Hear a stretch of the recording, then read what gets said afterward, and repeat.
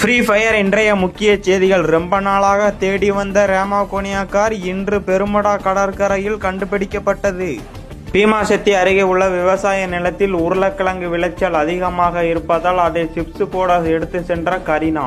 கேப்டவுனில் பகல் நேரங்களில் நடு ரோட்டில் இருந்து சரக்கு தம் அடிக்கும் ரவுடி கும்பல். இது பெருமட மக்களுக்கு பெரும் அச்சுறுத்தலாக இருப்பதால் அவர்களை கைது செய்ய வேண்டும் என கரீனாவுக்கு தகவல்.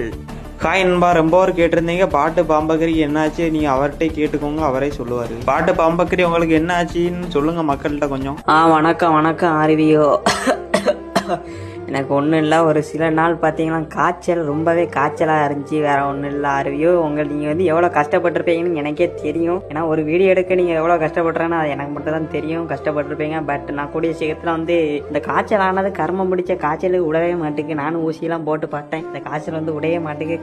கூடிய சீக்கிரத்தில் நான் உங்கள்கிட்ட சந்திக்கிறேன்னு எதிர்பார்க்குறேன். அது மட்டும் இல்லை, நம்மளை ரொம்ப பேர் கேட்டிருந்தீங்க, ரொம்ப நான் சப்போர்ட்டாக இருந்துச்சு. அது மட்டும் இல்லை, இவர் சேனலை யாருமே ஃபாலோவே பண்ண மாட்டேங்கன்னா ரொம்ப ஃபீல் பண்ணுறாரு. அதனால ஃபாலோ பண்ணிக்கோங்க. நான் கூடிய சீக்கிரத்தில் கம்பேக் கொடுக்குறேன். இப்படிக்கு நான் உங்கள் பாட்டு பாம்பக்கரி. கமெண்ட்ல அப்படியே ஃபாலோ பண்ணிட்டு பாட்டு பாம்பக்கரின்னு கமெண்ட் பண்ணுறேன்.